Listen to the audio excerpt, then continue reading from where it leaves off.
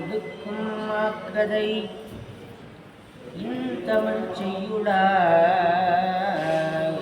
நடக்கும் மேன்மை நமக்கருள் செய்திட தடக்கை ஐந்துடை தாழ் செவின் முடி கடற்களிற்றை கருத்துள் இருத்துவார்.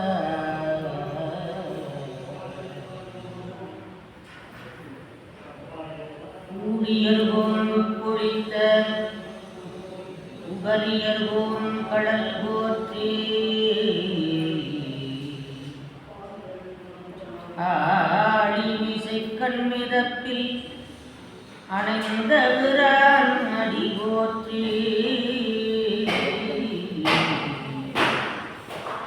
வாழி திருநாவலூர் வன்றுண்டர் பதம் போற்றி ஊழி மறி திருவாத ஊரன் திருத்தாள் போற்றி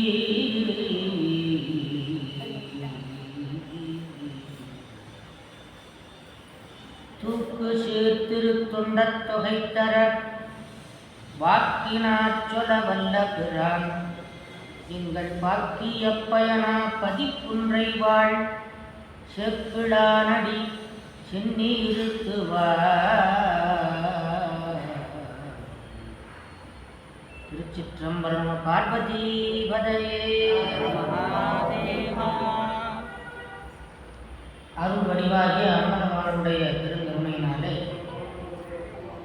இன்று பெரிய புராணம் என்கின்ற அற்புதமான ஒரு சரித்திர நூலிலே பிள்ளைவாழ் அந்தனர் புராணம் பற்றி பேசுவதற்கு மேற்கொள்கிறேன். பெரிய புராணத்தில் சேக்கிழார் நம்முடைய வாழ்க்கைக்கு தேவையான கடைப்பிடிப்பதற்கு ஏதுவான நல்ல நடைமுறைகளை எடுத்துரைக்கின்றார். பெரிய புராணம் ஒரு வாழ்வியல் நூல். சிவபெருமானை எப்படி வணங்குவது, சிவனிடத்திலே அருளை எப்படி பெறுவது என்கிற உண்மையை எடுத்து சொல்லுகிற ஒரு அற்புதமான இலக்கியம்.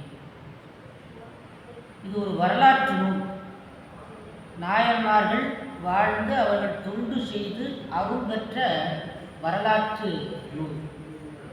அதற்கு மேலே ஒரு இலக்கியம், ஒரு காவியமாக விளங்குகிறது. அதற்கு மேலே ஒரு புரட்சி நூல். அதற்கு மேலே ஒரு சமுதாய நூல், ஒரு புராண நூல். அதற்கு மேலே தோத்திர நூலாகவும் இருக்கிறது. காவியமாக இருக்கிறது, புராணமாக இருக்கிறது, வரலாற்று நூலாக இருக்கிறது. எல்லாவற்றுக்கும் மேலே தோத்திர நூலாக இருக்கிறது. பெரிய புராணத்தில் ஒரு பாடல் பாடினோமானால் அது சிவபெருமானுக்கு சொல்லுகிற ஒரு தோத்திரம். பஞ்சபுராணம் என்று இருக்கிறது. சிவ பூஜையில் ஆலயங்களிலே ஓதுவார்கள் பாடுகிற பஞ்சபுராணத்தில் ஐந்தாவதாக இருப்பது பெரிய புராணம். பஞ்சபுராணம்னா பல பேருக்கு தெரியாது. தேவாரம், திருவாசகம், திருவிசைப்பா, திருப்பல்லாண்டு, பெரிய புராணம். இப்படி 5 நூலிலிருந்து திருமுறை 12. அதில் முக்கியமாக 5 பாடல் சொன்னால், 5 நூலிலிருந்து சொன்னால் அது பஞ்சபுராணம். அதில் பெரிய புராணம் இடம்பெற்றிருப்பது. 12 திருமுறையில் இது இடம்பெற்றிருப்பது பெரிய சிறப்பு. மற்ற புராணங்களை திருமுறையில் சேர்க்கவில்லை. மற்ற நிறைய புராணங்கள் இருக்கின்றன, அவற்றையெல்லாம் திருமுறையில் சேர்க்கவில்லை. பெரிய புராணத்தை மட்டும் திருமுறையில் சேர்த்திருக்கிறார்கள், 12ஆம் திருமுறையில். அப்படின்னா இதனுடைய பெருமை அளவிட தெரியும். அப்படிப்பட்ட புராணம் திருத்தொண்டத் தொகை என்கின்ற ஒரு நூலை முதல் நூலாக கொண்டு இது பாடப்படுகிறது. திருத்தொண்டத் தொகைக்கு சிவபெருமான் எப்படி அடியெடுத்து கொடுத்தார் என்றால், தில்லைவாழ் அந்தணர்தம் அடியார்க்கும் அடியேன் என்று அடியெடுத்து கொடுத்தார். அதையே முதலாக வைத்து சுந்தரர் பாடுகிறார். அந்த திருத்தொண்டர் தொகையை முதலாக, அந்த அடிகளை முதலாக வைத்துக்கொண்டு நம்பியாண்டார் நம்பிகள் திருத்தொண்டர் திருவந்தாடி இந்த 2 நூலையும் ஆதாரமாக கொண்டு சேக்கிழார் தொடங்குகிறார் இந்த திருத்தொண்டர் புராணம். அதில் முதல்ல அந்த முறைப்படியே தொடங்குகிறார். சுந்தரர் எப்படி சொன்னாரோ, நம்பியாண்டார் நம்பிகள் எப்படி பாடினாரோ அதை அப்படியே இவர் பின்பற்றுகிறார். அதனாலே முதல்ல அமைந்திருப்பது தில்லைவாழ் அந்தணர் புராணம் என்கின்ற அற்புதமான புராணம். தில்லைவாழ் அந்தணர் புராணம் உலகத்துக்கெல்லாம் முதல் தலமாக இருப்பது எது என்றால் தில்லை. அதுக்கு கோயில் என்று பேர். கோயில் என்று சொன்னாலே தில்லைத்தான் முடியும். உலகத்தில் இருக்கிற எல்லா ஆலயங்களும் இப்போ துறையூர்லேருந்து, காசியிலேருந்து, ராமேஸ்வரம், இப்படி பல தலங்கள் இருக்குல்லவா உலகத்தில். எல்லா தலங்களையும் ஆலயம் என்று சொல்லுவோம். அனைத்து தலங்களையும் ஆலயம் என்று சொல்லுவோம். தில்லையை கோயில் என்று சொல்லுவோம். ஆலயம் என்பது மற்ற மூர்த்திகள் இருக்கின்ற இடங்கள், அதற்கு மேலே அந்த மதில் சுவர், சுற்றுப்புற மதில் வரைக்கும் ஆலயம். கோயில் என்று சொல்வது கர்ப்பகிரகம், சுவாமி இருக்கிற மூலஸ்தானத்தான் கோயில் என்று சொல்வது. வாயில் கோயில் காட்ட அப்படின்னு சிலப்பதிகாரத்தில் இளங்கோவடிகள் எடுத்துரைக்கிறார். அப்படின்னா கோயில்னா ராஜா இருக்கிற இடம். நமக்கெல்லாம் ராஜா யாரு? நடராஜா. அதனால மூலஸ்தானமாக இருக்கிற சிவபெருமான் இருக்கிற அந்த சிவலிங்கம் இருக்கிற இடத்துக்கு கர்ப்ப கிரகம் கோயில் இருக்கு. அதுபோல உலகத்தில் இருக்கிற எல்லா ஆலயம், அந்த எல்லா ஆலயத்துக்கும் மூலஸ்தானமாக கர்ப்ப கிரகமாக இருப்பது தில்லை சிதம்பரம். அதனால சிதம்பரத்துக்கு கோயில் என்று பேர். அதனால அப்படிப்பட்ட மூலஸ்தானமாக இருப்பது தில்லை சிதம்பரம். அந்த தலத்தை பாடாத புலவர்கள் கிடையாது. தில்லையை பாடாத புலவர்கள் இல்லை. தில்லையை பாடாதவர்கள் புலவர்களும் இல்லை. ஏனென்றால் தில்லையை பாடினால்தான் கல்வியினுடைய அந்த பலனை பெறுகிறார்கள். கல்வியினுடைய பலன் எங்கே பூர்த்தியாகிறது? நடராஜ பெருமானை தோத்திரம் பண்ணுகிற போது அது பூர்த்தியாகும். அப்படிப்பட்ட தில்லையை தரிசித்தால் முக்தி, காசியிலே இறந்தால் முக்தி, திருவாரூரில் பிறந்தால் முக்தி,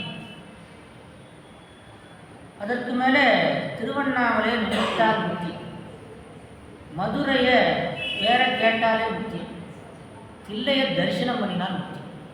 கோயில சுவாமி அப்படி நடராஜரை ஒரு முறை கும்பிட்டு வந்துட்டா மோட்சம் கிடைக்கும். அதனால் அவசியம் சிதம்பரம் போகாதவங்களாம் கட்டாயம் போய் கும்பிட்டு. இப்போ நீங்கள் எல்லாம் போயிருப்பீங்க. பல பேர் தெரியாதவங்க இருக்கிறாங்களோ, சிதம்பரத்தை பற்றி தெரியாதவங்க. கட்டாயம் சிதம்பரத்தில் போய் ஒரு 3 நாளாவது தங்கியிருந்து நடராஜ பெருமானை சேவிக்கணும். ஒரு தினமாவது நடராஜ பெருமானை 6 கால பூஜை, அல்லது ஒரு வேளையாவது கட்டாயம் சுவாமியை நடராஜ பெருமானம். அப்படிப்பட்டது உயர்ந்த பலன் தருவது. அந்த தில்லையில் இருக்கிற அந்தணர்கள் அவர்களை முதலிலே போற்றி வணங்குகிறார் சேக்கிழார் பெருமான். ஆதியாய் நடுவுமாகி அளவிலா அளவுமாகி சோதியாய் உணர்வுமாகி தோன்றிய பொருளுமாகி ஏதியாய் ஏகமாகி பெண்ணுமாய் ஆளுமாகி போதியா நிற்கும் தில்லை பொது நடம் போற்றி போற்றி. அந்த சுவாமி ஆடுகின்றார திருக்கூத்து, அந்த கூத்துக்கு பொது நடம் என்று பேர். பொது நடம். பொதுன்னா என்ன? எல்லாருக்கும் உரிமை.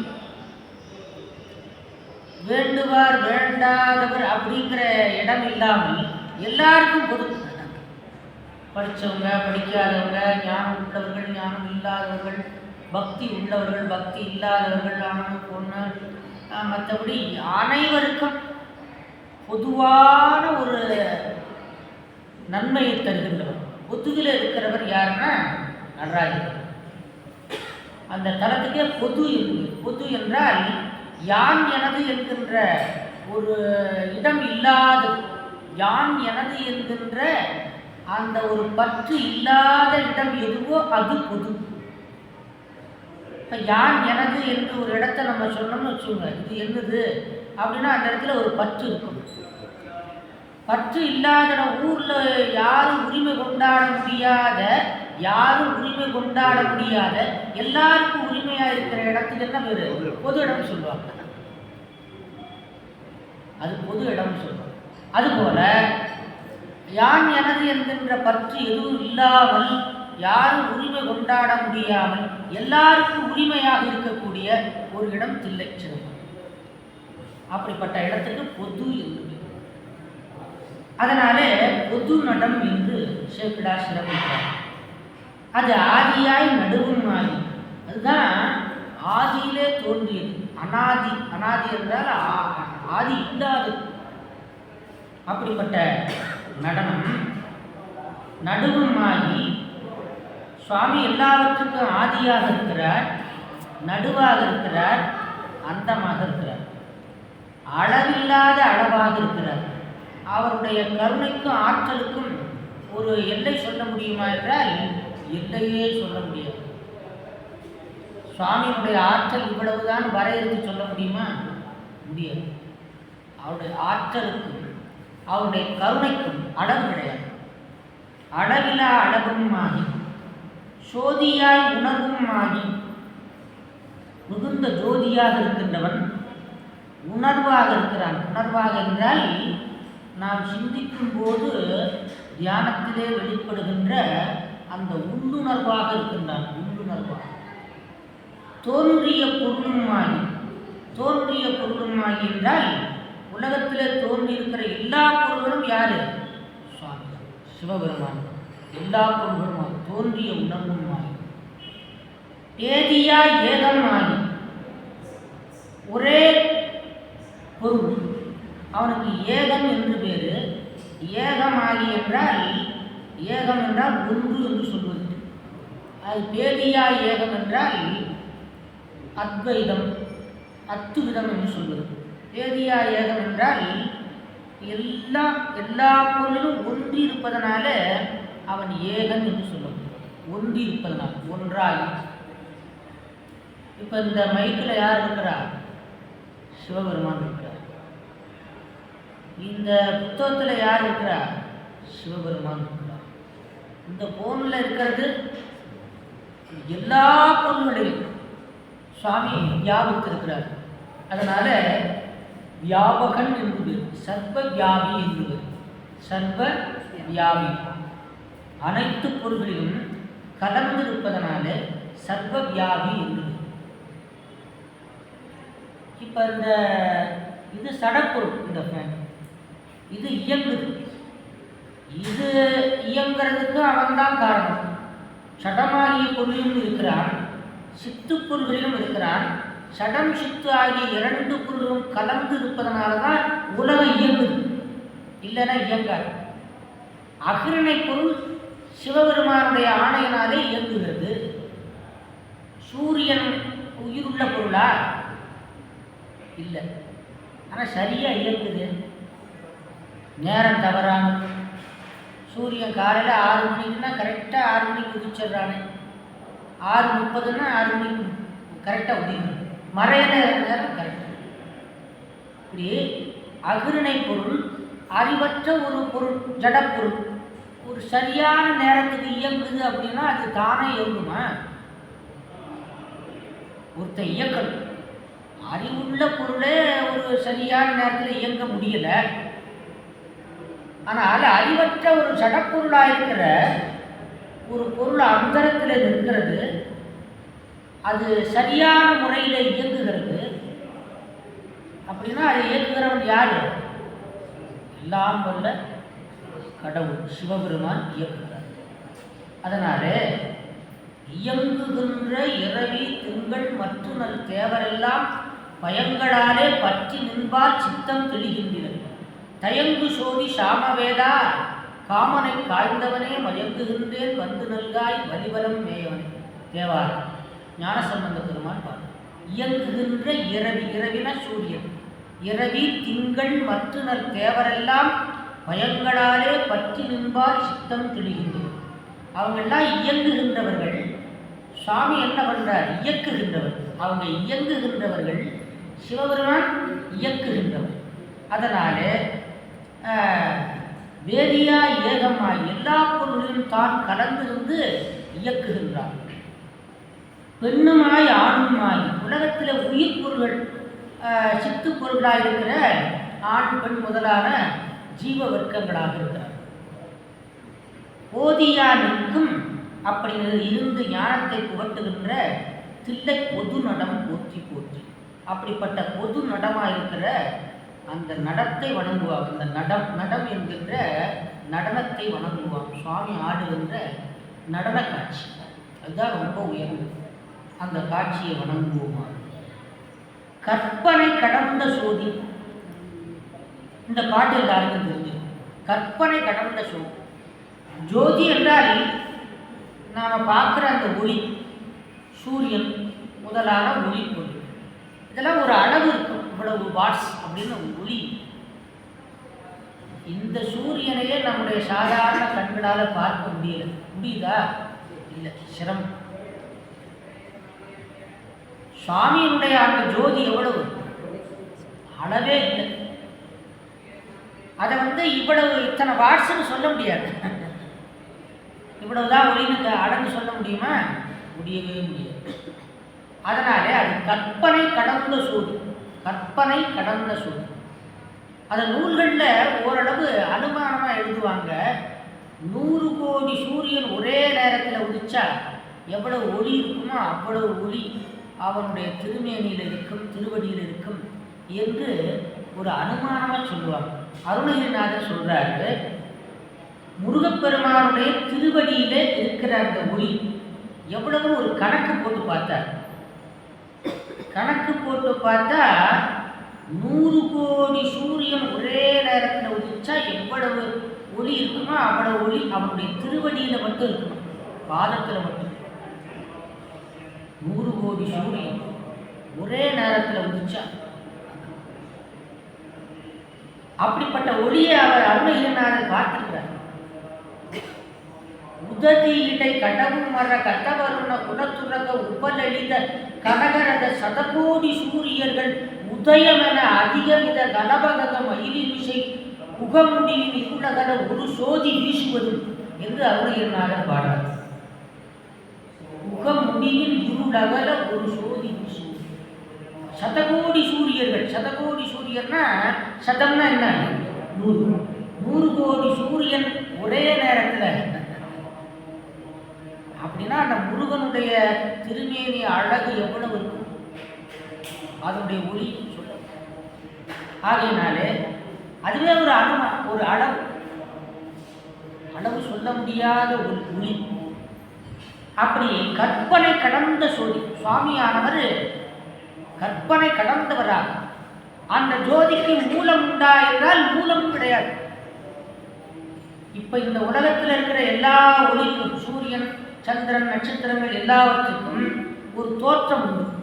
இதுக்கெல்லாம் மூல ஒளியாக இருப்பது யார் என்றால் சிவபெருமானுடைய திருவடி ஒளி. அங்கிருந்து தான் இந்த ஒளி. சிவனுடைய திருவடியிலிருந்து தான் சூரியன் ஒளி வருகிறான். சிவனுடைய திருவடியிலிருந்து தான் சந்திரன் பிரகாசிக்கின்றான். சிவனுடைய திருவடியிலிருந்து தான் நட்சத்திரங்கள் பிரகாசிக்கின்றன. சிவனுடைய திருவடி ஒளியிலிருந்து தான் அக்னி பிரகாசிக்கின்றது. சிவனுடைய திருவடி ஒளியிலிருந்து தான் இந்த மின்சாரம் எல்லாம் பிரகாசிக்கிறது. அதனாலே மெச்சுடருக்கெல்லாம் ஒளி வந்த பூங்கடல் என்று திருவாசகம் பேசுகிறது. மெச்சுடருக்கெல்லாம் ஒளி வந்த பூங்கடல் உத்தரகோஷ மங்கைக்கரசு என்று மாணிக்க வாசகர் பாடுகிறார். அப்படி அந்த ஜோதியானது கற்பனை கடந்ததாக இருக்கிறது. கற்பனை கடந்த சோதி கருணையே உருவமாகி, கருணை தான் அவனுடைய திருமேனி. அந்த ஜோதியா இருக்கிறவன் என்ன பண்ணுகிறான்? உயிர்கள் உய்வதற்காக எல்லாரும் நலம் பெற வேண்டும் என்கின்ற கருணையினாலே அவன் ஒரு திருமேனியை எடுத்துக் கொள்கிறான். ஜோதியா இருந்தவன் அப்படி அந்த ஜோதியை எல்லாரும் பார்க்க முடியுமா? பார்க்க முடியாது என்று கருதி எல்லாரும் காண வேணுமே அப்படின்னா என்ன பண்ணணும்? இறங்கி வரணும். நாம பார்க்கும்படியாக இறங்கி வரணும். அந்த அளவெல்லாம் கொஞ்சம் குறைச்சிட்டு வரணும். அதுக்காக என்ன பண்றாரு? கருணையே ஒரு வடிவமாக எடுத்துக்கொண்டு தில்லையிலே வந்து நடனம் ஆடுகிறார். கருணையே உருவமாகி அற்புத கோலம் நீடி அருமறை சிரத்தின் மேலாம் சிற்பர வியோமமாகும் வேதத்தினுடைய சிரசாக விளங்குகின்ற சிற்பர வியோமமாக, பரவியோமம் என்றால் பராகாசம். இப்போ இங்கே இருக்கிற ஆகாசம் பூதாகாசம், சடாகாசம் என்று சொல்லுவது. இதுக்கு அறிவு இருக்காது. மண், தண்ணீர், நெருப்பு, காற்று, ஆகாசம் ஆகிய 5 பூதங்களில் ஆகாச பூதம் தில்லை. இங்கே வெளியில் நாம் பார்க்குற இந்த ஆகாசமானது ஷடாகாசம். இதுக்கு அறிவு கிடையாது. தில்லையில் இருக்கிற ஆகாசம் இருக்குது, அது ஞானாகாசம், சிதாகாசம், பராகாசம், சிற்பர வியோமம். வியோமம் என்றாலும் ஆகாசம் என்றாலும் ஒன்று. அது ஞான வெளி. அம்பாளே அந்த சிதம்பரமாக அந்த ஊராக விளங்குகின்றாள். சிற்பர வியோமமாகும் திருச்சிற்றம்பலத்து நின்று பொற்குடன் நடந்தெய்கின்ற அந்த இடத்துக்கு திருச்சிற்றம்பலம் என்று. அந்த வெளிக்கு தில்லை வெளி, பராகாசம், ஞானாகாசம், அறிவுள்ளது. ஞானாகாசம் அறிவுள்ளது, பேரறிவு. அந்த பேரறிவினுடைய எல்லை தான் தில்லை. இப்போ நல்லா விளங்கும். அருமையாக புரியுதாமா உங்களுக்குலாம்? பேரறிவு இருக்குது, ஞானம், அதான் தில்லை. அந்த ஞான வெளி, அந்த ஞான வெளியிலே இறைவனுடைய அருள் பொங்குகின்ற ஒரு இடம் இருக்குமல்லவா? பசுவினுடைய தேகத்திலே முழுவதும் பால் இருந்தாலும் மடியிலே பால் சுரப்பது போல அந்த சிதாகாசம் உலகம் முழுவதும் அவனுடைய அருள் பரவி இருந்தாலும் சுவாமியினுடைய அருள் பிரவகிக்கின்ற இடம் அந்த திருச்சிற்றம்பலம். அதனால்தான் திருச்சிற்றம்பலம்னு சொல்லி ஆரம்பிக்கும். சுவாமியினுடைய அருள் பொங்குகின்ற இடம் திருச்சிற்றம்பலம். திருச்சிற்றம்பலத்து நின்று பொற்புடன் நடம் செய்கின்ற பூங்கடல் போற்றி போற்றி. அங்கே இருந்து சுவாமியானவர் ஒரு திருவடியை ஊன்றி இடது திருவடியை எடுத்து அப்படி ஆனந்தமாக நடிக்கிறார். பரமானந்தத்திலே சுவாமியானவர் நடிக்கின்றார். அதுக்கு நட்டம் என்று. நட்டம், நடம் என்ற சொல் நட்டம் என்று. நட்டம் நமக்கெல்லாம் லாபம் கொடுத்து அவன் நட்டத்தில் இருக்கிறான். அவனுக்கு நட்டம், அது நமக்கு லாபம். நட்டம்னா 2 அர்த்தம். அவனுக்கு நட்டம் கிடையாது, நட்டம் இந்த நட்டம். அப்படிப்பட்ட நடஞ்செய்கின்ற பூங்கடல் போற்றி போற்றி. போற்றினில் தில்லைவாழ அந்தனர் திறம். அப்படிப்பட்ட தில்லையை வணங்கி இந்த புராணத்தை தொடங்குகிறார். தில்லைவாழ அந்தனர். அந்த தில்லையானது அளவு கடந்த பெருமையுடையது, ஞானாகாசமாக இருப்பது, நடராஜ பெருமான் ஆனந்த தாண்டவம் புரிவது. அந்த நடராஜ பெருமானை பூஷிக்கின்றவர்கள் எவ்வளவு உயர்ந்தவர்களாக இருப்பார். அதனால அவர்களுக்கு முதலிடம் பெரிய புராணம். நாயன்மார்கள் வரலாற்றிலே அவர்களுக்கு முதலிடம் என்ன காரணம் என்றால், சுவாமியானவர் ஆனவரதமும் ஆனந்த தாண்டவம் செய்கின்ற அந்த புண்ணிய கஷேத்திரத்திலே 6 வேளை தவறாமல் சிவாகம முறைப்படி பூஷிக்கின்ற அந்த பெருமை இருப்பதனாலே தில்லைவாழ் அந்தணர்கள் முதலிடத்தில் இருக்கிறார்கள். பூஷிப்பதனால் யாரை சிவனை பூஷிப்பது, தில்லையிலே இருக்கிற நடராஜமூர்த்தியை பூஷிப்பதனால். மனிதன் எதனால உயர்கிறான் என்று கேட்டால் சாப்பிட்றதுனாலே. சாப்பிட்றதுனால உயர்வானா? உயர மாட்டான், வாழ்வான். உயரமான இடத்துல நின்னா உயர்வானா? உயர மாட்டான். ரொம்ப உயரமாக இருந்தால் அவனுக்கு பெருமை உண்டா? 7 அடி 8 அடி உயரமாக இருந்தால். நிறைய பணம் வச்சிருந்தா பெரியவனா இருப்பானா? உயர்வானா? எதனாலே உயர்வு என்றால் சிவனை பூஷிப்பதனாலே உயர்வுகிறான். சிவனை நல்ல கவனமாக இதெல்லாம் உங்களுக்கு ஒரு 10 லட்சம் கொடுத்தா கூட கிடைக்காத விஷயங்கள். ஆருக்கு பொன்னம்பலம் கிருபை இருக்குதோ அவனே பெரியவனா. ஆருக்கு பொன்னம்பலம் கிருபை இருக்குதோ அவனே பெரியவனா. பாருக்குள் ஆடுகள் மாடுகள் வீடுகள் பணம் இருந்தால் அவன் பெரியவனாவானோ. பெரியவனாவானோ. ஆருக்கு பொன்னம்பலம் கிருபை இருக்குதோ அவனே பெரியவனா. சுவாமியுடைய அருளை பெற்றவன் தான் பெரியவன். அதனாலே அருளை பெறுவதற்கு சிவ பூஜை முக்கியம். பூஜையினாலே மனிதன் உயர்கிறான். சிவ பூஜையினாலே மனிதன் உயர்கிறான். தில்லையை பூசிப்பதனாலே உயர்கிறான். அதுக்கு மேல உயர்வு உண்டானா இல்லை. நடராஜ பெருமானை ஒருவன் உளமாற பூசிக்கின்றான் என்றால் அதை விட வேறு என்ன பாக்கியம் வேண்டும்? அப்படிப்பட்ட நடராஜ பெருமான் தில்லையில் இருக்கிற நடராஜர் சாதாரணமான ஒரு திருமேனி அல்ல. சாதாரணமான திருமேனி கிடையாது.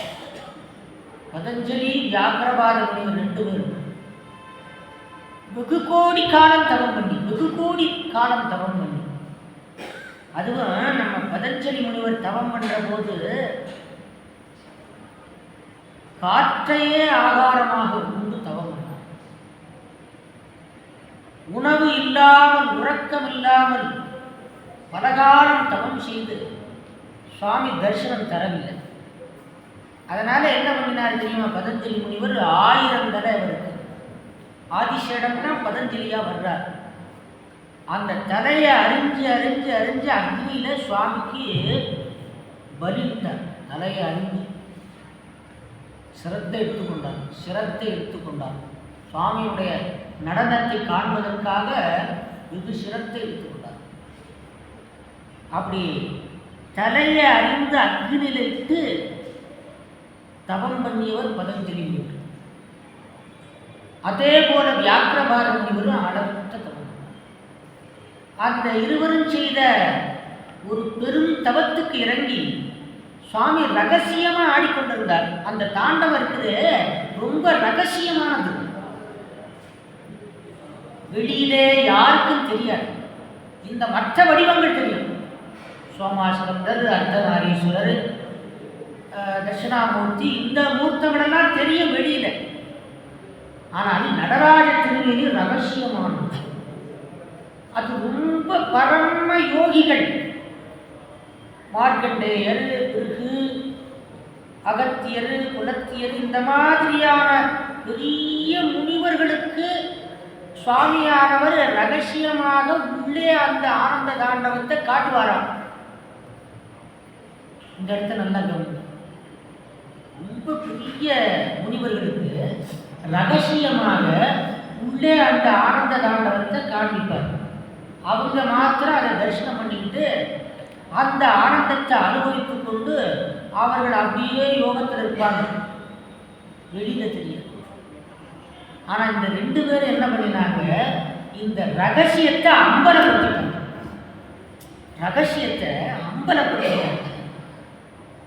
தில்லை சிதம்பர ரகசியம், அப்புறம் அது அம்பலம், பொன்னம்பலம். ரகசியமும் அங்கே இருக்கிறது, அம்பலமும் அங்கே. ரகசியத்தை அம்பலமாக்கிட்டாங்க.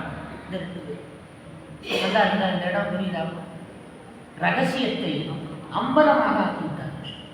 இப்போ அம்பலமாகனா என்ன பண்ணா? எல்லாருமே பார்க்கலாம். அந்த யோகிகள் மட்டும் பார்த்து கொண்டிருந்த அந்த பரமானந்த நடனத்தை இப்ப நாம போனா பார்க்கலாமே. அந்த மாதிரி ஒரு ஏற்பாடு பண்ணியவர்கள் பதஞ்சலி வியாக்கிரபாதர். அப்ப அவங்க எவ்வளவு பெரிய பரோபகாரம் உடையவர்களாக இருக்கின்றார்கள். அதனாலே அந்தமா ரகசியம் அம்பலமாகவும் சுந்தரி காணவும் தொழில் புரிந்திடும் மந்திர வரதரை வணங்கி வாழ்த்துவான் அப்படின்னு ஒரு பாட்டு. அந்த மா ரகசியம் அம்பலம் ஆக, ரகசியம் அம்பலமாக ஓர் சுந்தரி காண, யாரு சுந்தரியார் சிவகாமி, சுந்தரி காண முத்தொழில் புரிந்துடு மந்திர நடம்புரி வரதரை போற்றுவான் அப்படி இருப்பாங்க. அதனால அந்த மிகுந்த சூட்சுமமாக இருக்கிற அந்த தாண்டவத்தை ஸ்தூலமாக பார்க்கும்படியாக பரோபகாரம் பண்ணியவர்கள் பதஞ்சலி வியாக்கிரபாத மகர்ஷி. அப்படிப்பட்ட அந்த தில்லை, அந்த மூர்த்தமானது தத்துவங்களுக்கு அப்பாற்பட்டது. உலகத்தில் இருக்கிற எல்லா மூர்த்திகளும் தத்துவங்களுக்கு உட்பட்டது. நடராஜ பெருமான் தத்துவங்களுக்கு அப்பாற்பட்டது. தத்துவங்களுக்கு அப்பாற்பட்ட ஒரு இடத்தை நாம் அணுக முடியாது, அறிய முடியாது. அந்த மூர்த்தியை, நாதத்துக்கு அப்பாற்பட்ட மூர்த்தியை பூதத்திலே ஒன்றாவது தத்துவத்திலே வந்து இங்கே ஆடுங்கள் என்று நடிக்க வைத்தவர். அப்படின்னா அந்த மூர்த்தியை பூஜை பண்றது ரொம்ப உயர்வு. நடராஜ மூர்த்தியை பூஜை பண்றது அவ்வளோ மகத்துவம் உடையது. நாத தத்துவத்தையும் கடந்து, தத்துவங்கள் எத்தனை? 36 தத்துவத்துக்குள்ளதான் நம்ம வாழ்க்கை இருக்கு. எல்லாமே அதுக்கு மேல ஒன்றும் இல்லை, 36க்கு மேல ஒன்றும் இல்லை. அந்த 36வது தத்துவம் நாதம். அந்த நாதத்தையும் கடந்திருப்பது நடராஜ திருமேனி. அந்த மூர்த்தியை பூஜை பண்றது மிக உயர்ந்தது, மிக உயர்ந்தது நடராஜ பெருமானை பூஜிப்பது. ஆகையினாலே போற்றி நிமிழ் தில்லைவாழ் அந்தனர் திறம் புகழ்ந்து, அதனாலே அந்த மூர்த்தியை பூஷிப்பதனாலே தில்லைவாழ் அந்தர்கள் மகத்துவம் மிக்கவர்கள். அவங்கள்டா எங்கிருந்து வந்தவங்க தெரியுமா? நடராஜ பெருமானை பூஷிப்பதற்காகவே சிவபெருமான் எப்போ வந்தாரோ அப்போவே அவங்க வந்தவங்க. பூஜை பண்ணுறதுக்காக 3000 பேர், 3000 அந்தணர்கள் கைலாயத்திலிருந்து வந்தவங்க. சுவாமி பதஞ்சலி வியாக்கிரபாத மகரிஷிகளுக்கு தை மாதம் பூஷ நட்சத்திரம் வியாழக்கிழமை மத்தியான வேளையிலே, உச்சி வேளையிலே ஆனந்த தாண்டவம் தருகிறார், ஆனந்த தாண்டவ தரிசனம். அப்போது சுவாமி நடனம் ஆடிக்கொண்டே வருகிறார். அப்படி நடனம் ஆடிக்கொண்டே வருகிற போது பூதங்கள், வேதங்கள் எல்லாம் பாட, முனிவர்கள், கிண்ணறர்கள், கிங்குருடர்கள் இவங்கெல்லாம் வாத்தியங்கள் முழங்க, பானுகம்பன் 2000 சங்கம் ஊத, சுவாமியானவர் நடனம் ஆடிக்கொண்டு அம்பிகை காண, விநாயகர், சுப்பிரமணியர் எல்லாம் கூட வந்து வணங்க, அதுக்கு மேலே தேவர்கள் எல்லாம் வணங்க. அப்படி சுவாமி வருகிறார், அப்படி வந்து காட்சி தருகிறார். அப்படி அந்த சுவாமி வருகிற போது அவரை பூஷிக்கிறதுக்கு தகுதியான ஆள் வேணுமல்லவா? இப்போ ஜனாதிபதி வர்றாருன்னா அவர் மாத்திரமா வருவார், அவருக்கு உபசாரம் பண்ண தகுந்த ஆட்கள் இருப்பாங்கல்லவா? இப்போ நாம் போய் அவருக்கு பணிவிட பண்ண முடியுமா? அதுக்கு பொருத்தமான ஆள் யாரோ. அதுபோல சுவாமியினுடைய அந்த தாண்டவத்தினுடைய தன்மையை உணர்ந்த அந்த பரம ஞானம் மிக்க 3000 அந்தணர்கள் சுவாமியை பூஷிப்பதற்காக அங்கிருந்தே வர்றாங்க. அவங்க தான் தில்லைவாழ் அந்தணர்கள். அப்படிப்பட்ட தில்லைவாழ் அந்தணர்கள் 3000 பேர். எத்தனை பேர்? 3000. நீற்றினால் நிறைந்த போல நிறுத்தனுக்கு உரிய தொண்டாம். நிறைய திருநீறு பூசியிருக்கின்ற அழகு இருக்கு. அழகு தருவது எது என்றால் திருநீறு தான். திருநீறு இல்லைன்னா மற்ற என்ன ஆபரணம் அணிந்திருந்தாலும் அழகு தராது. அது டெம்பரவரியான அழகு. திருநீறு பூசுவதுதான் நிரந்தரமான அழகு. திருநீறு பூசுனா நிரந்தரமாக அழகு. அது ஒரு வெண்மை நிறம், வெண்மை நிறம், சாம்பல் நிறம், வெண்மை நிறம், வெண்மையாக இருக்கிற விபூதி. சுந்தரமாவது நீரினார், சுந்தரம்னா அழகு. அப்படிப்பட்ட நெற்றிக்கு அழகு தருவது திருநீறு தான் அப்படின்னு ஔவையார் சொல்றாங்க. நீர் இல்லா நெற்றி பாழ், நெய்யில்லா ஊண்டி பாழ், ஆறில்லா ஊருக்கு அழகு பாழ், மாறி உடன்பிறப்பில்லா உடம்பு பாழ், பாலே மடக்கொடி இல்லா மனை. அதனால இந்த தேகத்துக்கு அழகு தருவது விபூதி, திருநீர். அது பற்றி பின்னால் நிறைய செய்தி. நீற்றினால் நிறைந்த கோல நிறுத்தனுக்கு உரிய தொண்டாம் ஏற்றினார். நிறுத்தனாகிய நடராஜ பெருமானுக்கு தொண்டு செய்கின்ற ஒரு பெரும் பேறு வாய்க்கப்பட்டவர்கள். பெருமைக்கு எல்லையாயினார். பெருமைக்கு அவங்க ஒரு எல்லையில நின்றார்கள். எல்லைன்னா அதுக்கு மேல பெருமை இல்லை, இன்ன வரைக்கும் அப்படியே இருக்குதுங்க. தில்லைவாழ் அண்டர்கள் தான் ராஜகுரு. சோழ மன்னர்களுக்கு முடிசூட்டி வைக்கிற பெருமை தில்லைவாழ் அந்தணர்களுக்கு தான் உரிமை உண்டு. அப்படின்னா அங்க ஸ்தானம் எவ்வளவும் பார்த்து, சோழ மன்னர்கள் ராஜராஜ சோழன், கரிகால சோழன் கேள்விப்படுறோம் இல்லையா, அந்த சோழ வம்சத்துக்கு முடிசூட்டி வைக்கக்கூடிய உரிமை தில்லைவாழ் அந்தணர்களுக்கு உரியது. சோழ சாம்ராஜ்யத்தினுடைய குருமார்கள் அப்பேற்பட்டவர்கள். அதனால பெருமைக்கு எல்லையாயினார். பேணி வாழும் ஆற்றினார்.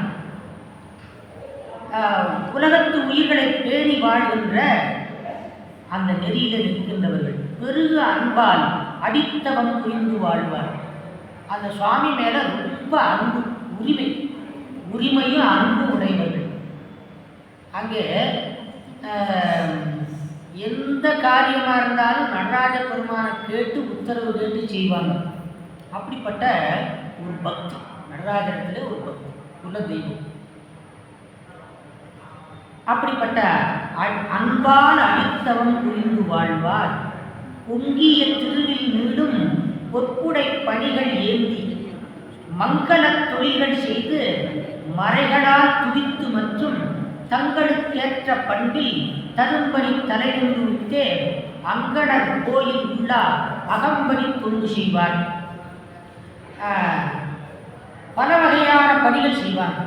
சுவாமிக்கு தேரிலிருந்து சாமரம் வீசுவது, அதற்கு மேலே உற்சவ காலங்களில் பணி செய்வது, ஹோமங்கள் செய்வது, இப்படி பல வகையான தொழில்கள் எல்லாம் ஆலயத்தை சார்ந்து அங்கே முழு சகல வேலைகளையும் அவங்களே பார்ப்பாங்க. எல்லா தொழில்களும் எல்லா கலைகளும் அவங்களுக்கு உண்டு.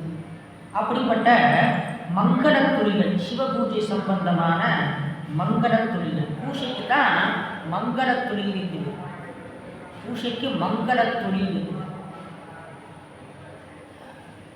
அப்படி மற்ற தொழில்களுக்கு அந்த சிறப்பு கிடையாது. மங்கள தொழில்கள் செய்து மறைகளால் துதித்து, மறைகளால் துதித்துனா வேதங்களாலே சுவாமியை போற்றுகின்றார்கள். வேதங்களாலே சிதம்பரம் மகுடாகமப்படி நடைபெறும். மகுடாகமம் தான் சிதம்பரத்துக்கு மூலம். பதஞ்சலி முனிவர் மகுடாகமத்தை நன்றாக பயின்று அந்த மகுடாகமத்தில் சொல்லப்பட்ட விதிகளை தொகுத்து ஒரு நூலாக படைச்சு கொடுத்துருக்காரு. அது பதஞ்சலி பத்ததி என்று. அதுக்கு மேலே வேதம் அவங்களுக்கு ரொம்ப உரிமை உடையது. வேதங்களாலே சுவாமியை தோத்திரம் பண்ணுவாங்க. அதை அருணகிரிநாதர் சொல்றாரு, வேதநூல் முறை வடுவாமே தினம் வேள்வியாளில் வேள்வியாள் எடி புனை மூவாயிர மேன்மை வேதியர் மிகவே பூசனை குறிப்போவே.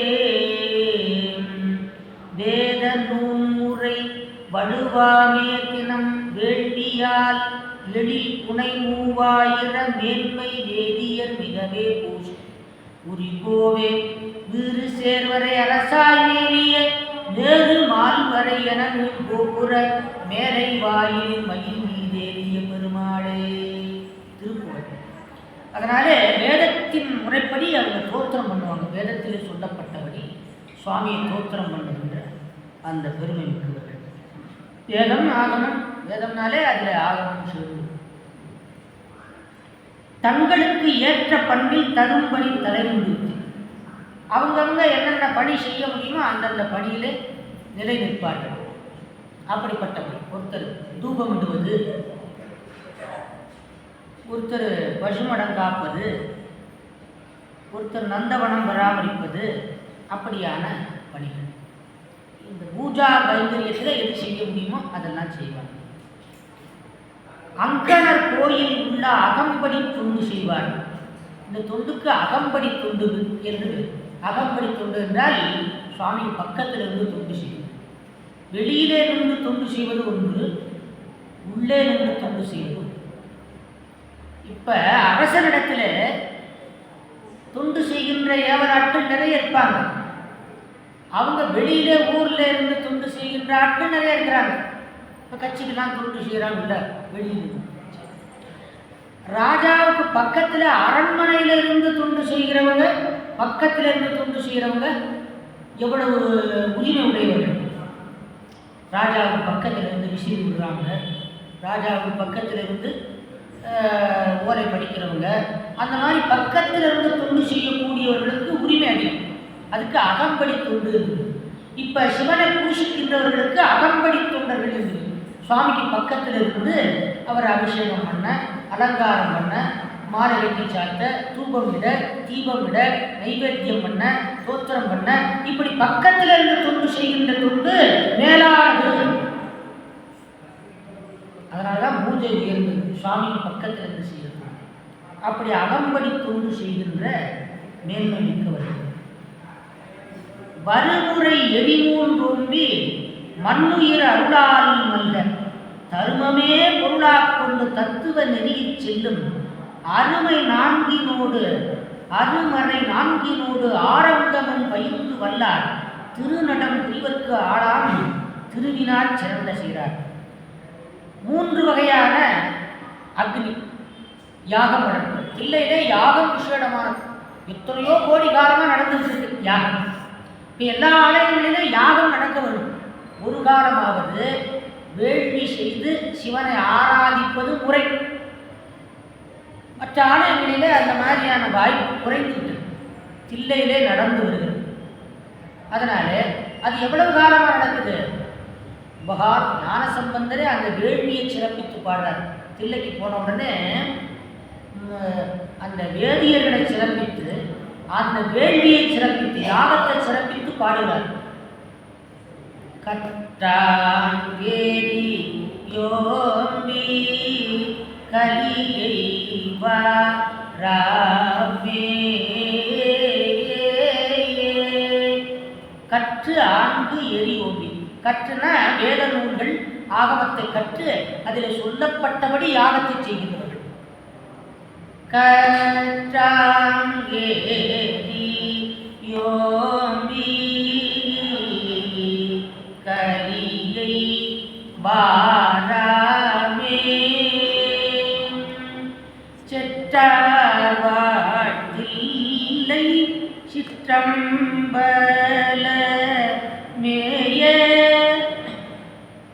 முற்றாவெண் திங்கள் முதல்வன் பாதமே பற்றா நின்றாரை பற்றா பாவமே. முதல்வன் பாதமே பற்றா நின்றாரை பற்றா பாவமே. பரப்பை படுத்தெங்கும் பசுவே தெரியோங்கும் சிறப்பர் வாழ்த்தில்லை சிற்றம்பல மேய பிறப்பில் பெருமானை இந்தாஷட யானை மரப்பீலா கண்டி மையல் தீர்வா ரே மரப்பீலா கண்டி மையல் தீர்வாரே.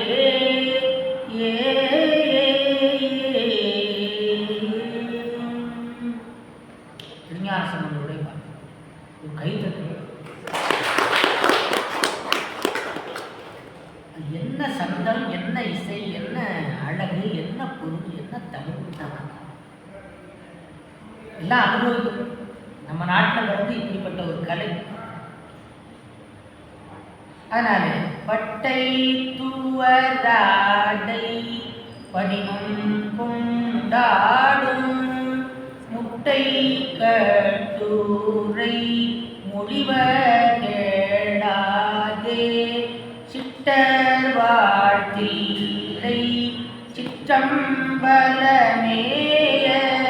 நட்ட பெருமானை நாடும் தொழுவோமே.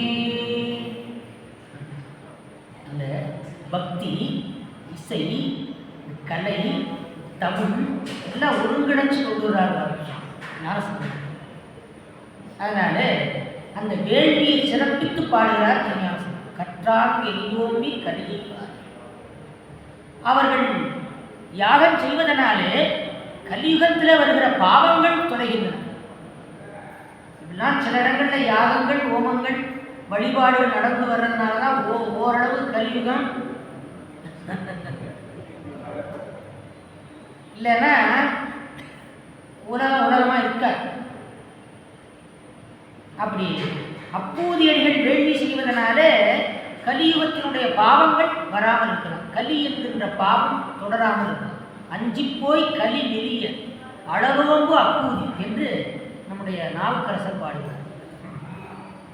அப்படி வறுமுறை 3 என்ன 3 அக்னி என்றால் காரகபத்தியம், ஆகவனீயம், தட்சிணாகினியம் ஆகிய 3 வகையான அக்னியை வளர்ப்பவர்கள்.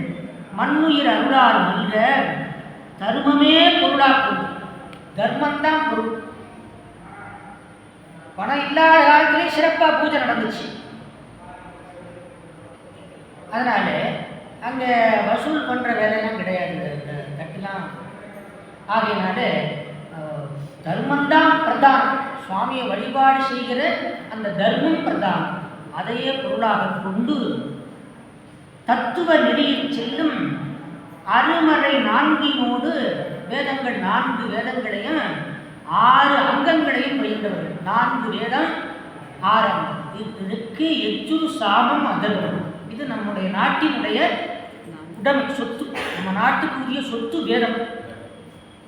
வேதத்திலே 6 அங்கம் இருக்கு. சிச்சை, கல்பம், நிருத்தம், வியாகரணம், ஜோதிஷம், சந்தஸ் அப்படின்னு 6 அங்கம் இருக்கு. இந்த 6 அங்கங்களும் 6 துறையை சொல்வது. மருத்துவத்துறை, ஜோதிடத்துறை, அதுக்கு மேலே நாட்டியத்துறை, இசைத்துறை, இலக்கணம். அதனால இப்படி 6 துறைகள், வேதத்திலே 6 துறைகள். அவற்றை நன்றாக கற்றவர்கள், பயின்று வல்லார். திருநடம் புரிவர்க்கு ஆடான் திருவினார் சிறந்த சீரார். அப்படி சுவாமி ஆடுகின்ற அந்த பெருமானுக்கு இவர்கள் ஆட்பட்டவர்கள். அவர் நடராஜ பெருமானுக்கு துண்டுபட்டு ஆட்பட்டவர்கள். மறுவிழா மரபின் வந்து மாறிலா ஒழுக்கம் பூண்டார். அருத்தொழில் ஆட்சியாலே அருங்கலி நீக்கி உள்ளார். 6 தொழில். வேதியர்களுக்கு 6 தொழில். ஈதல், ஏற்றல், வேட்டல், வேட்பித்தல், ஓதல், ஓதுவித்தல். ஓதல்னா தான் படிக்கிறது, ஓதுவித்தல்னா அடுத்தவங்களுக்கு சொல்லித்தல், வேட்டல்னா யாகம் தான் வளர்ப்பது, வேட்பித்தல்னா புறத்தியாருக்கு செய்வது, ஈதல்னா தான் கொடுத்தல், ஏற்றல்னா கொடுக்கிற தானத்தை வாங்கிக்கிறது. இப்படி 6 தொழில். அருங்கலி நீக்கி உள்ளார். கலினா பாவத்தை நீக்குகின்றவர்கள். உருவது நீக்கின் செல்வம் எனக்கொடும் உள்ளம் இருக்கார். விபூதிதான் செல்வம் என்று நிறைய அணிகின்றது. உருவது நீக்கின் செல்வம். சேக்கடாரெல்லாம் அப்படி தைரியமாக பாடுவார், அழகாக பாடுவார். திருநீறு தான் செல்வம். உருவது நீக்கின் செல்வம். திருநீரை இப்படி கையிலேயே வச்சுக்கணும். அவ்வப்போது எடுத்து சுவாமி நாமத்தை சொல்லி சிவாயம்மா அப்படி பூசிட்டா அந்த ஒரே ஒரு புண்ணியத்துக்காகவே பிறவி இல்லாமல் போகுமா. திருநாவுக்கரசர் சொல்றார். அவர் போய் மோட்சம் கேட்டார் சுவாமிகிட்ட. மோட்சம்னா உனக்கு என்ன தகுதி இருக்குது, என்ன படிச்சிருக்கிறேன்னு கேட்டார். சிவாய மாதிரி திருநீர் பூசும் சுவாமி, சிவகதியை கொடுக்கும். அதனால சிவாயனமன் திருநீர் பூசிட்டாலே மோட்சம் ஏற்பட்டது. சைவம் அவ்வளவு எளிமையானது, ரொம்ப சிரமம் கிடையாது. நிறைய உண்டு பல்கலைக்கழகம். ஆனால் எளிமையாக முக்தி பெறலாம். உருவது நீட்டின் செல்வம் எனப்படும் உள்ளம் முக்கால் பெறுவது சிவன்பால் அன்பாம் பேரன் பெறுகிறாள். பெற வேண்டியது என்ன? சிவனிடத்தில் இன்னும் அன்பு பெற வேண்டும். ஞானமே முதலா 4 நவையற தெரிந்து முக்கால். அதுக்கு மேல சரியை கிரியை யோகம் ஞானம் என்று 4 நெறிகள் இருக்கின்றன. அவற்றை நன்றாக உணர்ந்தவர்கள். தானமும் தவமும் வல்லார். மனித வாழ்க்கையில முக்கியமான 2 தானம் தவம். தவத்தை செய்யணும், தானத்தை பண்ணணும். அதானே காஞ்சிபுரத்தில் அம்பாள் தானே பண்ணணும். 32 தர்மம் பண்ணும், அப்புறம் தவம் பண்ணும். காஞ்சிபுரத்தில் தவம் செய்து 32 வகையான தர்மத்தையும் செய்யணும் அம்பாள். அதனால இந்த பிறவியில தவமும் தானம் இருக்கும். தானமும் தவமும் தாம் செய்வாராயின் வானவர் நாடு வழிகிறந்தது. இதெல்லாம் பழைய பானங்கள். தானமும் தவமும் தாம் செய்வாராயின் வானவர் நாடு வழிகிறது. அப்படி தகுதியின் பகுதி சார்ந்தால் ஊனம் மேல் ஒன்றும் இல்லார். அவங்களுக்கு ஒரு குறைவும் இல்லை. உலகெல்லாம் புகழ்ந்து போற்றும் மானையும் மானமும் குறையும் தாங்கி மனையறம் புரிந்து வாழ்வார். அவர்கள் இல்லறத்திலே வாழ்கின்றவர்கள். இல்லறத்திலே வாழ்ந்து ஆச்சாரிய விஷயம் பெற்றால்தான் சுவாமியை பூஷிக்க முடியும். அதனாலே இல்லற நெறியிலே வாழ்கின்ற பெருமை மிக்கவர்கள். செம்மையால் தனிந்த சிந்தை தெய்வ வேதியர்களானார். உண்மை 1000 வருடங்கள் போற்றிட முதல்வனாரை உண்மையே பெற்று வாழ்வார். சுவாமி இந்த பிறவியிலே பெற்றவர்கள். இனி பெரும் பேரொன்று இல்லை. இனி அவங்க பெற வேண்டியது ஒன்று கிடையாது. இனி பெற வேண்டியது வைகுந்த பதமோ பிரம்மபதமோ மோட்சமோ அவங்களுக்கு தேவையில்லை. அப்படிப்பட்ட பெருமை மிக்கவர்கள். தம்மையே தமக்குப்பான நிலைமையால் தலைமை சார்ந்தார். இந்திவர் பெருமை எம்மால் இயம்பராம் இல்லைத்தாமோ தென்றவன் பயனாயுள்ள திருத்தொண்ட தொகை முன் பாட அன்று வன்றுண்ட தம்மை அருளிய ஆரூர் அண்ணல் முன்திரு வாக்கால் போத்த முதற்பொருள் ஆனார் என்றார். இன்னும் சொல்ல வேண்டியது என்ன இருக்கிறது? திருவாரூரில் சுவாமி திருத்தொண்ட தொகை பாடுவதற்கு அடி எடுத்து கொடுத்தார் அல்லவா? அந்த அடி எடுத்து கொடுக்கிற போது சுவாமியுடைய திருவாக்கினாலே தில்லைவாழ் அந்தனதம் அடியார்க்கும் அடியன் என்று எடுத்து கொடுத்தார் அல்லவா? அதை விட வேற என்ன பெருமை வேணும் அப்படிங்கிறார். தமிழ் பயனாயுள்ள திருத்தொண்ட தொகைங்கிறார். தமிழ் மொழியினுடைய பயன் திருத்தொண்ட தொகையான் அப்படின்னா பார்த்து. வேதத்திலே ருத்ரம் எப்படி முக்கியமானது, வேதத்தினுடைய பயனாக இருக்கிறது, அதுபோல தமிழினுடைய பயனாக இருப்பது திருத்தொண்ட தொகை, சேக்கிழாருடைய வாக்கியம். அப்படிப்பட்ட திருத்தொண்ட தொகையில திருவாரூரில் இருக்கிற சுவாமி, அதை எங்க அப்பா அழகா சொல்லுவாரு. தில்லையில இருக்கிற அந்தணன், திருவாரூர்லயும் அந்தணர்கள் இருக்கிறாங்கல்லவா?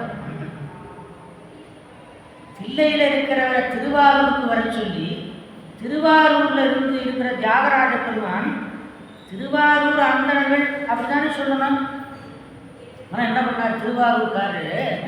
தில்லைவாழ் அந்தனதம் அடியாருக்கு அடியான அங்க எடுத்து கொடுக்குறாரு. ஆனா அப்பதான் இன்னும் கொஞ்சம் கூடுதலான விஷயம், இன்னும் பெருமை அதிகம். இந்த பெருமையை தெரிந்து கொள்வதற்காக சுவாமி அப்படி திருவாரூர் எடுத்து கொடுத்திருக்கிறார். ஆகையினாலே ஆரூர் அண்ணல் முந்திரு வாக்கால் போட்ட முதல் பொருள் ஆனார் என்றார். அகலிடத்து உயர்ந்த தில்லை அந்தணர் அகிலம் எல்லாம் புகழ் திரு மறையோர் என்னும் பொது நடம் போற்றி வாழ நிகழ்திரு நீலகண்ட புயவனார் வீடுவாய் வாய்மை திகழ அன்புடைய தொண்டர் செய்தவன் கூறவுற்றான். அதனாலே அப்படிப்பட்ட பெருமை உள்ளவர்கள். இன்னும் ஒரே ஒரு கருத்து மட்டும் சொல்லிடுறேன். இப்போ பதஞ்சலி வியாக்கிரபாத முனிவர்கள் ஆனந்த தாண்டவம் கண்டு அங்கே இருக்கிறாங்க. அப்போது அங்கே இரண்யவர்ணம் முதலானவர்களாக இருக்கிறாங்க. தில்லை 3000 அவர்கள் பூஜை பண்ணிட்டு இருக்காங்க. காசியிலிருந்து பிரம்மா ஆரம்பிச்சிருந்தார். நான் ஒரு யாகம் பண்ணுறேன், அந்த யாகத்துக்கு நீங்கள்லாம் வரணும், ரொம்ப பெரியவா என்று பிரம்மா கூப்பிட்டார். பிரம்மா கூப்பிட்டா இப்போ நம்மலாம் போயிடுவோம். ஆனால் அவங்க என்ன சொல்லிட்டாங்க, நாங்கள் நடராஜ பெருமான் வந்துட்டு வரமாட்டோம் அப்படின்ட்டாங்க. யாரு கூப்பிடுறது? பிரம்மா. காசி யாகம் பண்ணதான் கூப்பிடுறாரு. அப்புறம் சிபாரிசு பண்ணி வியாகரபாட மகரிஷ்டை சொல்லி சிபாரிசு பண்ணி அதன் பிறகு அவங்க போகிறாங்க. இரண்யவர்ம சக்கரவர்த்தி பிரம்மாண்டமான ஏற்பாடு பண்ணி தேர் தயார் பண்ணி காசிக்கு போயிட்டு வர ஏற்பாடு பண்ணுறான் இரண்யவர்ம சக்கரவர்த்தி. போயிட்டு திரும்ப வர்றாங்க. அப்படி வரும்போது தில்லையினுடைய அந்த எல்லையில் நிறுத்தி 3000 அந்தணர்களும் வந்து விட்டார்களா அப்படின்னு எண்ணுறாங்க. அப்படி என்ற போது 3000 அந்தணர்களில் ஒரு ஆள் குறைவு. 2999 பேர் தான் இருக்கிறாங்க, ஒரு ஆள் இல்லை. அதனால இரண்யவர்ம சக்கரவர்த்தி ரொம்ப வருத்தப்பட்டான், விஷமப்பட்டான். ஒரு ஆள் மிஸ் ஆகுதுன்னு சொல்லி தில்லைவாழ் அந்தணர்களை காசிக்கு வேண்டாம் போச்சோன்னு ஆகிப்போச்சு. ரொம்ப வருத்தப்பட்டு சுவாமியை வேண்டினான். அப்போது சுவாமி அசரீரியா சொன்னார், அந்த 3000 நானும் ஒருத்தன்பா அப்படின்ட்டார். 3000 வேதியரில் சிவபெருமான் ஒருத்தர் அப்படின்னா அவருடைய பெருமையை என்ன சொல்லு. அந்த குரூப்பில் அவர் ஒருத்தர். அந்த குரூப்பில் இப்போ துறையூர் அடியார் கூட்டத்தில் அடியேனும் ஒருத்தர். அதுபோல தில்லைவாழ் அந்த கூட்டத்தில் சுவாமி நடராஜ பெருமான் ஒருவர், 3000 அவர் ஒருத்தர் அப்படிங்கிற உண்மையை கோயில் புராணத்தில் சொல்லப்படுகிறது. கோயில் புராணம் உமாபதி சிவாச்சாரியார் இந்த உண்மையை பாடியிருக்கார். அதை என்னுடைய தந்தையார் தில்லை புராணத்தில் விரிவாக பாடியிருக்கிறார். அதனால 3000 அந்தணர்களிலே நடராஜ பெருமானும் ஒருவர். அப்படிப்பட்ட பெருமை உடையவர்கள் தில்லைவாழ் அந்தணர்கள். சரி, அதுக்கு மேலே தில்லைவாழ் அந்தணர்களுக்கு தோத்திரம் நாங்கள் பாடிக்கிறோம். ஆகமம் அங்கம் வேதம் 4 யோக பதஞ்சலி அருளிய நூலும் சோகமின்றி புருஷர கற்ற அருள் தாகமுள்ளவர் போல பயின்றவர் செய்தவன் மிக்க தில்லை 3000 ஐயன் மகிழ 6 காலமும் வையம் உய்ய ஆரவிடமும் சைவ யாகமும் தன்மையில் செய்பவர் செய்தவன் செல்வமென்று தெளிந்தவர் ஐயன் அவர்களில் ஒருவன் ஆனான் செய்யும் பூசையால் தூய்மை பூண்டவர் தெய்வ வேதியர் திருவடி போற்றுவார். எங்கள் தந்தையாருடைய பார்த்து ஐயன் அவர்களில் ஒருவனான் செய்யும் பூசையால் தூய்மை பூண்டவர். இந்த வரிக்கு எவ்வளவு சிறப்பு செய்யப்பட்டது. பூஜையினாலே தூய்மை பெற்றவர், பூசையினாலே தூய்மை பெற்றவர், தெய்வ வேதியர் திருவடி போற்றுவான் என்று அந்த பாடல் அமைகிறது. ஞானசம்பந்தருக்கு தில்லைவாழ் அந்தணர்கள் எல்லாரும் சிவகணங்களாக காட்சி கொடுத்தார்களாம். இப்படிப்பட்ட சிறப்பு நிறைய இருக்கிறது தில்லைவாழ் அந்தணர்களுக்கு. இன்னும் அநேக சிறப்புகள் உண்டு. கொஞ்சம்தான் சொல்லப்பட்டிருக்கிறது, இன்னும் நிறைய சொல்ல வேண்டியது இருக்கிறது. அப்பேற்பட்டவர்கள் தில்லைவாழ் அந்தணர்கள். அதனாலே தில்லையிலே நடக்கிற பூசைதான் இந்த 14 உலகமும் பெற்று வாழ்ந்து கொண்டிருக்கிறோம். தில்லையிலே செய்கிற பூசையினால்தான் நாம் வாழ்ந்து கொண்டிருக்கிறோம், 14 உலகங்களும் வாழ்ந்து கொண்டிருக்கிறோம். ஆகையினாலே அப்பேற்பட்ட மூலட்டானம் என்றே பேர். தேவாரத்தில் மூலட்டானம் தானே வருது. திருமூலட்டானே போற்றி போற்றி படிச்சிருக்கேன். அப்போ மூலஸ்தானம் தில்லை. அப்படிப்பட்ட மூலஸ்தானமாக இருக்கிற தில்லையிலே மூல பரம்பொருளாக இருக்கிற மூலம் இல்லாத பரம்பொருளாக இருக்கிற இந்த இடத்த கவனிச்சீங்களா? எல்லாருக்கும் மூலம் உண்டு, சுவாமிக்கு மூலமே கிடையாது. அவன் தான் எல்லாருக்கும் மூலம். மூலமே இல்லாத பரம்பொருளுக்கு நடராஜ பெருமானுக்கு 6 காலம் விசேடமாக பூசிக்கின்ற அந்த தில்லைவாழ் அந்தணர்கள் சிறப்பாக வாழவும் அந்த அந்தணர்கள் செய்கின்ற பூசையினாலே இந்த உலகம் வாழ்ந்து கொண்டிருக்கிறது. அப்படிப்பட்ட தில்லைவாழ் அந்தணர்களை சேக்கிழார் பெருமான் இப்படி தோத்திரம் பண்ணியிருக்கிறார். ஆகையினாலே அது சம்பந்தமான செய்திகளை அடுத்த வாரம் சிந்திக்கலாம். அடுத்த வாரத்தில் திருநீலகண்ட நாயனார் வரலாறு வருகிறது. நீங்கள் ஆவலுடன் எதிர்பார்த்த திருநீலகண்ட நாயனாருடைய வரலாறு ரொம்ப அற்புதமான வரலாறு. அதனால அந்த வரலாற்றையெல்லாம் தொடர்ந்து கேட்க வேண்டும். அதுக்கு நந்திகேஸ்வர பெருமான் நல்ல அனுகிரகத்தை செய்ய வேண்டும் சொல்லி இந்த அளவில் இந்த உரையை நிறைவு செய்கின்றேன். திருச்சிற்றம்பலம். நம்ம பார்வதி பதையே காமியத்தழுந்தி இளையாதே காலரை படிந்து மடியாதே ஓமிழுத்தில் அன்பு மிக ஊறி ஓவியத்தில் அந்தம் அருள்வாயே தூமமை கடிந்த சுகலீலா சூரனை கடிந்த கதிர்வேலா ஏமவெற்புயர்ந்த மயில் வீரா ஏரகத்தமர்ந்த பெருமாளே வான்முகில் வடாது செய்க மலிவடம் சுரக்க மன்னன் கோன்முறை அரசு செய்க குறைவிலாது உயிர்கள் வாழ்க நான்மறை அறங்கள் ஓங்க நற்றவம் வேண்டி மல்க மேன்மை ஒரு சைவ நீதி விளங்குக உலகம் எல்லாம். திருச்சிற்றம்பலம். பார்வதி பதையே.